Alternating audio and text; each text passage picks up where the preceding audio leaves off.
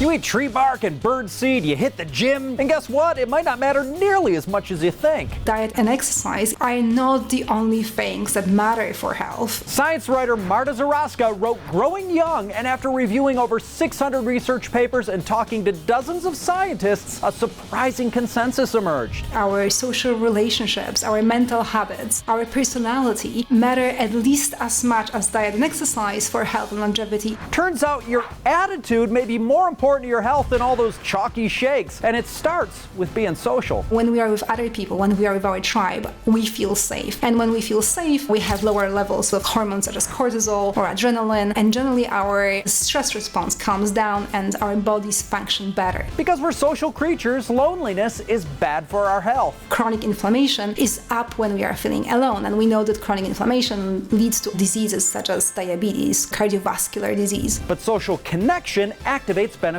hormones. So you have oxytocin, serotonin, endorphins, vasopressin. These are hormones that connect the way you live your life socially and the way your body behaves. Then you have all the immune response as well that functions better in terms of antiviral response, for instance, when we are with other people. Social contact even improves your gut health. Our minds have very powerful impact on the trillions of microbes that you have in your gut, and we exchange microbes with other people. For example, when you hug others, when you share your living quarters with other people, we exchange gut microbes. Even when you're playing contact sports, you're actually exchanging microbes with the other team. And go beyond social because it also helps to be in love. The most important social relationship is your romantic relationship, which can actually lower your mortality risk by as much as 49%. And this number is actually huge when you put it in context. For instance, things like the famous Mediterranean diet can lower your mortality risk by 21%. So if you were to only do one thing, investing in your romantic relationship would be the number one priority. Now, this can backfire if a couple retreats into a bubble, but if they stay socially active and community connected, love has additive benefits. So for instance, the famous oxytocin, which is often called the love hormone, you get it when you're, for example, holding hands with your loved one or when you're hugging a friend. And this hormone has anti-inflammatory properties. It stimulates bone growth, so it can potentially prevent osteoporosis. Finally, to be healthy, be kind. Then there is kindness, so how you relate to other people, volunteering, then personality traits such as optimism, conscientiousness, so this kind of tendency to pay your bills on time and keep your desk neat and tidy. Double dip by combining these mental states with vigorous activity. Instead of going to the gym and running on a treadmill by yourself, you can go jog with a friend or with a neighbor, or you can go mow your neighbor's lawn, and you have, exercise and kindness and being social all in one. Harnessing positivity to live longer is at the top of the list.